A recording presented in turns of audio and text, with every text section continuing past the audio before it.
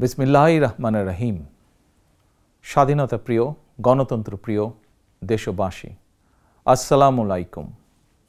5ই August, আজ থেকে ঠিক 1 বছর আগে 2024 সালের এই দিনে ফ্যাসিস্ট বাংলাদেশ ছেড়ে পালিয়েছে। রাহমুক্ত হয়েছে বাংলাদেশ। স্বাধীনতা প্রিয়, গণতন্ত্র প্রিয় জনগণের জন্য দিনটি আনন্দের, দিনটি বিজয়ের। রাহমুক্ত বাংলাদেশের এই দিনটিকে অন্তর্বর্তীকালীন সরকার জুলাই গণ অভ্যুত্থান দিবস হিসেবে ঘোষণা করেছে। তাবেদার মুক্ত বাংলাদেশের জনগণ প্রতি বছর এই দিনটিকে স্বাধীনভাবে সানন্দে সরকারি ছুটির দিন হিসেবে উপভোগ করবে। স্বাধীনতা এবং গণতান্ত্রিক রাজনৈতিক অধিকার চর্চার নতুন অঙ্গীকারে উদ্বুদ্ধ হবে। গণতন্ত্রপ্রিয় ভাই ও বোনেরা, 21 শতকের এই বাংলাদেশে পলাতক স্বৈরাচার এক বিভীষিকার রাজত্ব কায়েম করেছিল। গুম, খুন, অপহরণ, হামলা, মামলা, নির্যাতন, নিপীড়নকে সাধারণ এবং স্বাভাবিক ঘটনায় রূপান্তর করেছিল। এই ফ্যাসিবাদের বিরুদ্ধে 1.5 দশকেরও বেশি সময় ধরে চলা আন্দোলনের সময় বিএনপি সহ ভিন্ন দল এবং মতের গণতন্ত্রের পক্ষের শক্তির লাখো কোটি নেতাকর্মীর জন্য দেশকে নরকে পরিণত করে রাখা হয়েছিল। শত শত মিথ্যে মামলার কারণে ভিন্ন দল এবং মতের লক্ষ লক্ষ নেতাকর্মী সমর্থকের ঘর বাড়ি ছাড়া করে দেওয়া হয়েছিল। অনেকের পারিবারিক বন্ধন ছিন্ন হয়ে গেছে। গণতন্ত্রকামী মানুষের কণ্ঠ রুদ্ধ করতে পলাতক স্বৈরাচারের নির্দেশে দেশে শত শত গোপন বন্দিখানা, আয়নাঘর বানানো হয়েছিল। সেই আয়নাঘরের অন্ধকার প্রকোষ্ঠে জলজন্ত মানুষকে দিনের পর দিন, রাতের পর রাত, বছরের পর বছর আটকে রাখা হতো। অনেককে চিরতরে গায়েব করে দেওয়া হয়েছে। বিএনপির সাবেক এমপি ইলিয়াস আলী কিংবা কমিশনার চৌধুরী আলমের আজও খোঁজ মেলেনি। বিচার বিভাগ, নির্বাচন কমিশন সহ দেশের সকল সাংবিধানিক বিধিবদ্ধ প্রতিষ্ঠানকে অকার্যকর করে দেওয়া হয়েছিল। সংবিধান উপেক্ষা করে মানুষের ভোটের অধিকার কেড়ে নিয়ে নির্বাচনী ব্যবস্থাকে প্রহসনে পরিণত করা হয়েছিল। দেশকে চিরতরে তাবেদার রাষ্ট্রে পরিণত করতে দেশের শিক্ষা ব্যবস্থাকে বিনষ্ট করার সকল আনুষ্ঠানিকতা প্রায় চূড়ান্ত হয়ে গিয়েছিল।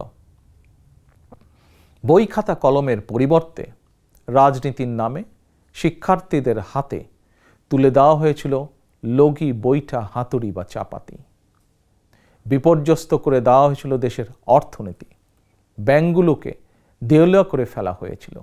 দেশ থেকে 28 লক্ষ কোটি টাকা পাচার করে বিদেশে পাঠিয়ে দেওয়া হয়েছিল। অন্যায়, অনিয়ম, অনাচার, দুরাচার, লুটপাট দৈনন্দিন চিত্র হয়ে উঠেছিল। দেশে প্রতিষ্ঠিত করা হয়েছিল ব্যক্তিতন্ত্র। তবে শেষ রক্ষা হয়নি দেশের সকল শ্রেণী পেশার মানুষ, ছাত্র জনতা, কৃষক, শ্রমিক, রিক্সা চালক, মুঠে মজুর, গার্মেন্টস কর্মী, হোটেল রেস্তোরাঁ কর্মী, পরিবহন শ্রমিক, সাংবাদিক, বুদ্ধিজীবী, সংস্কৃতি কর্মী, গৃহবধূ, নারী, শিশু, এমনকি আমাদের মায়েরা সকলেই ঐক্যবদ্ধ হয়ে জুলাই আগস্টের গণ অভ্যুত্থানে রাজপথে নেমে এসেছিলেন। গণ অভ্যুত্থান দমনে হেলিকপ্টার থেকে গুলি করেও মানুষ হত্যা করা হয়েছিল।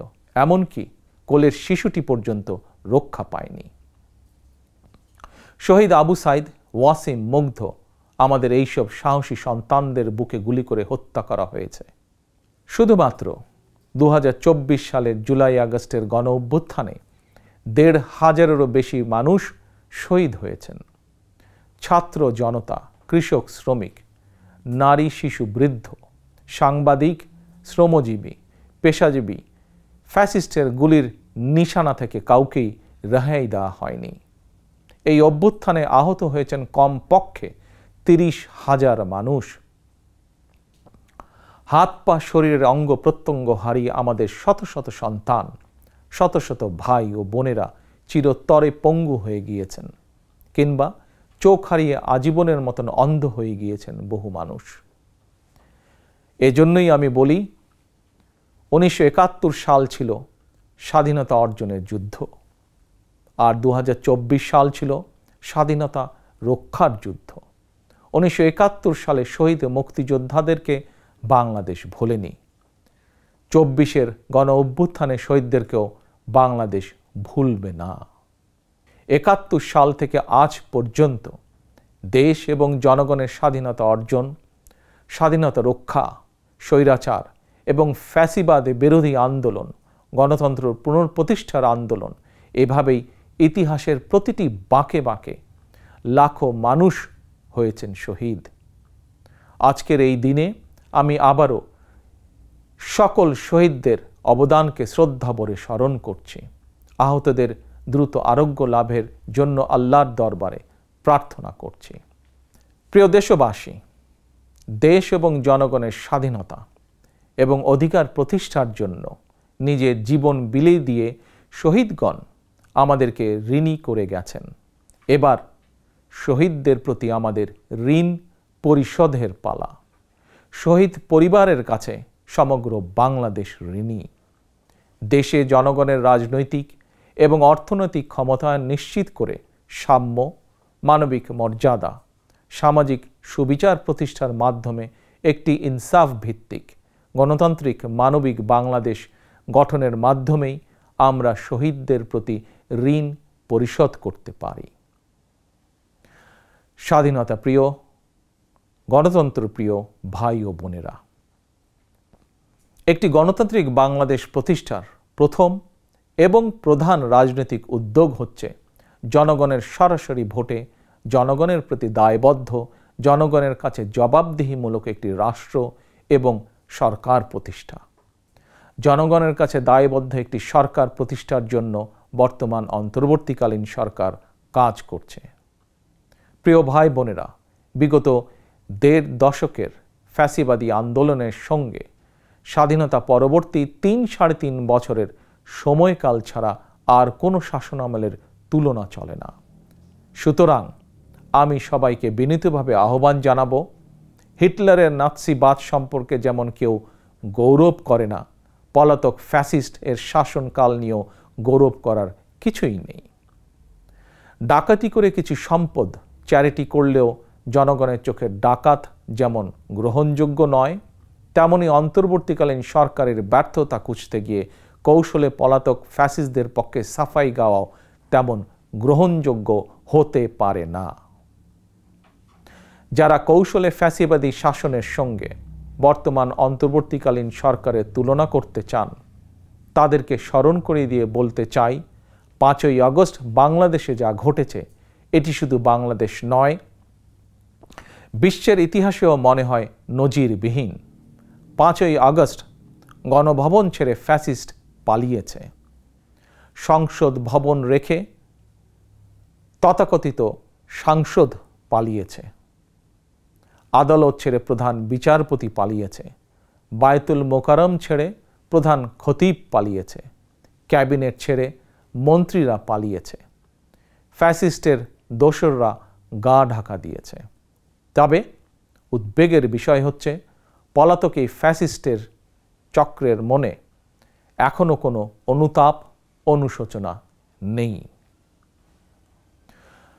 প্রিয় ভাই ও বোনেরা, হাজারো শহীদের রক্ত স্নাত রাজপথে ফ্যাসিবাদ বিরোধী অভূতপূর্ব জাতীয় ঐক্য গড়ে উঠেছে। বাংলাদেশে আর কখনোই ফ্যাসিবাদ কায়েম হবে না ইনশাআল্লাহ। কাউকে গণতন্ত্র হত্যা করার সুযোগ দেওয়া হবে না। বাংলাদেশকে আর কখনোই তাবেদার রাষ্ট্রে পরিণত করতে দেওয়া হবে না ইনশাআল্লাহ।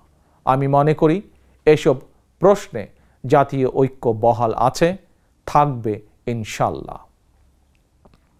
ফ্যাসিবাদ মুক্ত বাংলাদেশে যার যার দলীয় আদর্শ এবং লক্ষ্য বাস্তবায়নের ক্ষেত্রে রাজনৈতিক দলগুলোর মধ্যে ইস্যুভিত্তিক ভিন্ন মত থাকবে। এটি বিরোধ নয়, বরং ভিন্ন মত। এটি গণতন্ত্রের সৌন্দর্য। তবে ভিন্ন মত কিংবা বিরোধের মাত্রা যেন ফ্যাসিবাদ, উগ্রবাদ, চরমপন্থার উত্থান কিংবা পুনর্বাসনের কারণ না হয়ে দাঁড়ায়, সে ব্যাপারে প্রতিটি রাজনৈতিক দল এবং গণতান্ত্রিকামী জনগণের প্রতি সতর্ক থাকার জন্য বিনীত আহ্বান জানাই। আমি মনে করি প্রতিটি রাজনৈতিক দল যার যার দলীয় কর্মসূচি কিংবা এজেন্ডা নিয়ে জনগণের আদালতে যাবেন। জনগণ কোনটি গ্রহণ করবেন কিংবা কোনটি বর্জন করবেন এটি সম্পূর্ণ জনগণের এখতিয়ার। এভাবেই প্রতিদিনের রাজনৈতিক চর্চার মধ্য দিয়ে রাষ্ট্র জনগণকে শক্তিশালী করে তুলতে হবে।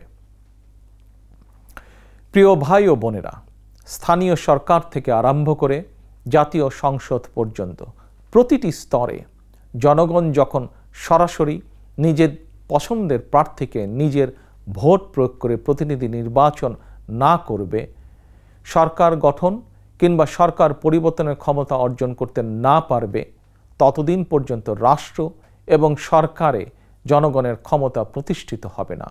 তাই আসুন রাষ্ট্র, সরকার, শাসন, প্রশাসন পরিচালনায় আর প্রতিদিনের কার্যক্রমে জনগণের গণতান্ত্রিক রাজনৈতিক অধিকার চর্চা প্রয়োগের সুযোগ সৃষ্টির মাধ্যমে আমরা জনগণকে রাজনৈতিকভাবে শক্তিশালী করে গড়ে তুলি। জনগণকে শক্তিশালী করে তুলতে না পারলে শেষ পর্যন্ত কোনো কিছুই শক্তিশালী এবং টেকসই হবে না। প্রিয় দেশবাসী, 2024 সালের 5ই আগস্ট বাংলাদেশের ইতিহাসের ঘৃণ্যতম ফ্যাসিস্ট পালিয়ে যাওয়ার পরপরই বীর জনতার উদ্দেশ্যে দেওয়া এক অভিনন্দন বার্তায় আমি বলেছিলাম, বিজয়ের কাছে পরাজিতরা নিরাপদ থাকলে বিজয়ের আনন্দ মহিমান্বিত হয়। সেটি পুনরায় স্মরণ করিয়ে দিয়ে দেশের গণতান্ত্রিকামী জনগণের প্রতি আমার আহ্বান, কেউ আইন নিজের হাতে তুলে নেবেন না, মব ভায়োলেন্সকে উৎসাহিত করবেন না, নারীর প্রতি সহিংস আচরণ করবেন না, অন্যের স্বাধীনতার প্রতি শ্রদ্ধাশীল থাকুন। একজন মায়ের চোখে বাংলাদেশ যেমন, আমরা তেমন একটি বাংলাদেশ গড়তে চাই যেখানে দল, মত, ধর্ম, বর্ণ নির্বিশেষে বিশ্বাসী, অবিশ্বাসী, সংশয়বাদী প্রতিটি সন্তান, প্রতিটি মানুষ নিরাপদে থাকবে। আজ এবং আগামীর প্রতিটি 5ই আগস্ট হয়ে উঠুক গণতন্ত্র, সুশাসন প্রতিষ্ঠা আর মানবিক মানুষ হয়ে ওঠার অঙ্গীকারের দিন। এই সুমহান অঙ্গীকার বাস্তবায়নের দীর্ঘ যাত্রায় আমি এবং আমার দল বিএনপি দেশের সকল গণতান্ত্রিকামী জনগণের সমর্থন এবং সহযোগিতা আশা করছি। আল্লাহ হাফেজ। বাংলাদেশ জিন্দাবাদ। বাংলাদেশ জাতীয়তাবাদী দল জিন্দাবাদ।